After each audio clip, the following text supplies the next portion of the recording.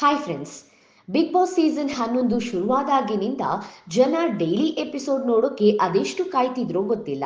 But Saturday ಕಿಚನ ಪಂಚಾಯಿತಿಗಂತೂ audience ಸಿಕ್ಕಾಪಟ್ಟೆ ಕ್ಯೂರಿಯಾಸಿಟಿಯಿಂದ ಕಾಯ್ತಾ ಇದ್ರು. ಯಾಕಂದ್ರೆ ವಾರ ಪೂರ್ತಿ ಸ್ಪರ್ಧಿಗಳು ಮನೆಯೊಳಗೆ ಮಾಡೋ ಡ್ರಾಮಕ್ಕೆ ಸರಿಯಾಗಿ ಚಳಿ ಬಿಡಿಸೋ ಪ್ರೋಗ್ರಾಮ್ ಇರೋದೇ ಸ್ಯಾಟರ್ಡೇ ಅಲ್ವಾ. ಕಿಚ್ಚ ಪಂಚಾಯಿತಿ ಶುರು ಮಾಡಿದ್ದು ಮನೇಲಿ ಇದ್ದು ಇಲ್ದೇ ಇರೋ ಹಾಗೆ ಇದ್ದಂಥ ಸ್ಪರ್ಧಿಗಳನ್ನ ಕಾಲು ಎಳೆಯೋದ್ರ ಮೂಲಕ. ನಿಧಾನಕ್ಕೆ ಒಬ್ಬೊಬ್ಬರಿಗೆ ಕ್ಲಾಸ್ ತಗೊಂಡ್ರು ನಮ್ಮ ಸುದೀಪ್ ಮೇಷ್ಟ್ರು. ಯಾಕಂದ್ರೆ ಬಿಗ್ ಬಾಸ್ ಮನೆಯಲ್ಲಿ ಸಣ್ಣ ಪುಟ್ಟ ರೂಲ್ಸ್ಗಳು ಇಂಪಾರ್ಟೆಂಟ್ ಆಗಿರುತ್ತೆ. ಕ್ಯಾಪ್ಟನ್ ಹಂಸಾಗೆ ಸುದೀಪ್ ಕೇಳಿದ ಕ್ವೆಶನ್ಗೆ ಹಂಸ ತಡ್ವರ್ಸಿದ್ದು ನೋಡಿ ನಿಜವಾಗ್ಲೂ ಹಂಸ ಕ್ಯಾಪ್ಟನ್ ಆಗೋಕೆ ಲಾಯಕ್ ಇದಾರಾ ಅನ್ನೋ ಅನುಮಾನ ಹುಟ್ಟಿದೆ. ನೆಕ್ಸ್ಟ್ ಕಿಚ್ಚನ ದೃಷ್ಟಿ ನೆಟ್ಟಿದ್ದು ಲಾಯರ್ ಅನ್ನೋ ಪಟ್ಟ ಹೊತ್ತಿರೋ ಜಗದೀಶ್ ಮೇಲೆ. ಲಾಯರ್ ಆಗಿರೋ ಜಗದೀಶ್ ಬಿಗ್ ಬಾಸ್ ಮನೆಯಲ್ಲಿ ಲಾನೇ ಬ್ರೇಕ್ ಮಾಡ್ತಿರೋದು ಅನ್ನೋದನ್ನ ಸ್ಪಷ್ಟಪಡಿಸಿದ್ರು.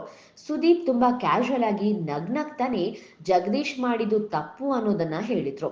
ಕಿಚ್ಚ ಹೇಳಿದ ಒಂದೊಂದು ಪಾಯಿಂಟ್ಗೆ ಡೈಲಾಗ್ಗೆ ಶಿಲ್ಲೆ ಚಪ್ಪಾಳೆ ಮನೆ ಒಳಗೂ ಹೊರಗೂ ಜೋರಾಗಿನೇ ಇತ್ತು.